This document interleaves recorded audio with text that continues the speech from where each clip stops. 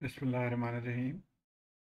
আজকের এই ভিডিওতে আমরা সলভ করব প্র্যাকটিস প্রবলেম 9.8, যেটা কি হয়েছিল ফ্রম মিস্টার হাইটস বই থেকে, সার্কিট অ্যানালিসিসের। এবং এটার জন্য অনুরোধ করেছে একজন ছাত্র ফ্রম সিঙ্গাপুর। আসুন দেখি। প্রথমে কোশ্চেনটা পড়ে নিই। Find an expression for ILT. ILT current আমাদেরকে পতা করতে হবে, current through the inductor in the circuit, valid for t greater than 0. VC0 minus initial condition ছিল, voltage across the capacitor 10 volt এবং initial current through inductor 0. Important point ছিল এই নোটটা given ছিল সেটা। Note that although it is not helpful to apply Thevenin's technique in this instance. মনে রাখবেন, যখন আমরা এক্সাম্পল 9.8 পড়েছি তখন এই ধরনের সার্কিটটাকে সলভ করেছিল বাই থেভেনিনস থিওরেম। থেভেনিনস থিওরেমটা ইউজ করে টোটাল রেজিস্ট্যান্স পতা করেছে এবং সেটাকেই ইউজ করেছিল ইন দি ইকুয়েশন। কিন্তু এখানে বলেছে দ্যাট থেভেনিনস টেকনিক ইউজ করবে না।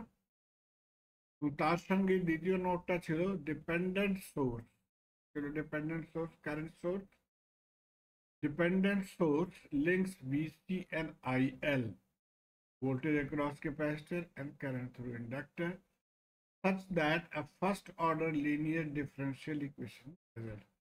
So primarily এখান থেকে আমাদেরকে first order differential equation derive করতে হবে, পাতা করতে হবে। মনে রাখবেন, যখন দুইটা এনার্জি এলিমেন্ট সার্কিটে থাকে তখন জেনারেলি সেকেন্ড অর্ডার ইকুয়েশন এটা কে ডিল করে। তো আমরা থেভেনিনস টেকনিক ট্রাই করব না, এবং তার সঙ্গেই এই পয়েন্টটাকে মনে রাখতে হবে। এবং আমি যখন চেষ্টা করেছিলাম to find out the answer, আমাকে এই ওয়েবসাইটটা থেকে হেল্প আমি পেয়েছিলাম এবং এটাই সিম্পল হিন্ট দিয়েছিল, সেটাকে আমি ইউজ করি এই কোশ্চেনটা সলভ করব।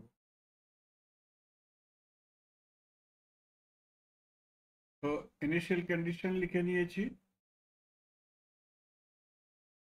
তারপরে কারেন্ট পতা করতে হবে আইএলটি, সেটা আমাদের কোশ্চেনটা ছিল। এবং মনে রাখতে হবে দ্যাট ডিপেন্ডেন্ট সোর্স কেমন করে লিঙ্ক করেছিল ভিসি এবং আইএল।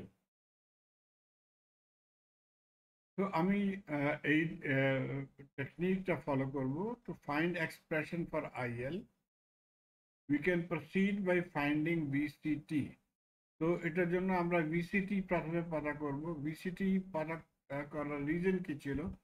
বিকজ আমরা জানি এই সার্কিটের মধ্যে আইসি কারেন্ট এবং আইএল কারেন্ট বরাবর হয়, সিরিজ সার্কিট ছিল। এবং আইসি কারেন্ট অ্যাকচুয়ালি বরাবর হয় সি ডিভি ডিটি। তো যখন আমরা ভিসি পাতা করে নিব তখন সেখান থেকে আমরা আইসি পাতা করতে পারি, এবং যখন আমরা আইসি পাতা করে করে নিব সেটাই হয়ে গেল বরাবর আমাদের আইএল।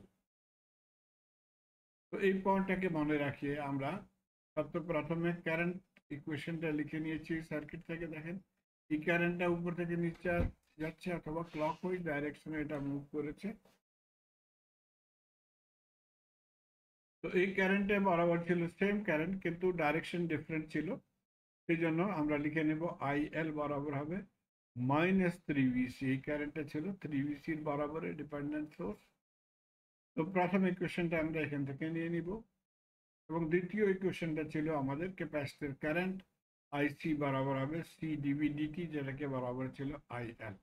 এখন এই দুটাকে আমরা ইকুয়েট করে নিব, বরাবর করে নিব। তো আমাদের এই ইকুয়েশনটা আসবে -3VC সি ডিভি বরাবর হবে সি ডিভি সি ডিটি। এখন এখান থেকে আমরা রিঅ্যারেঞ্জ করে নিব, ডিবিসি ডিটি বরাবর হয়ে গেল -3VC divided by C. C এর ভ্যালুটা পুট করে দিব, সি ছিল 10 মিলি ফ্যারাড। তো আমাদের ভ্যালুটা হয়ে যাবে -300 VC।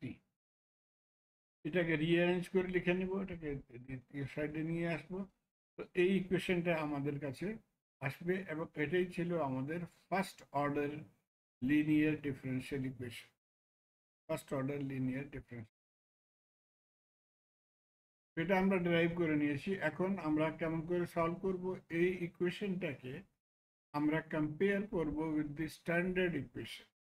তো standard first order differential equation for RC circuit এই মতো লেখা হয়, ডিভিডিটি প্লাস ভি ওভার আরসি। এইটা দেখেন এক্স্যাক্টলি সেম, এবং সেই জন্য আমরা আরসি ইকুয়েশন নিয়েছি, বিকজ আরসি ইকুয়েশনটা ম্যাচ করে উইথ দি গিভেন ইকুয়েশন।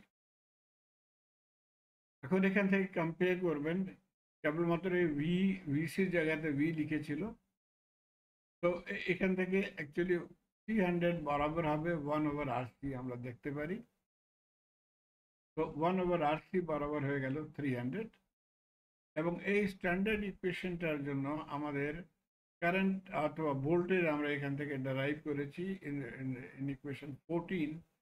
ভোল্টেজটা গিভেন ছিল by V0 e raised to the power minus t over RC, অথবা capital V0 e raised to the power minus t over RC। Capital V0 ছিল initial voltage, যেটাকে আমাদের কোশ্চেনে given ছিল 10 volt.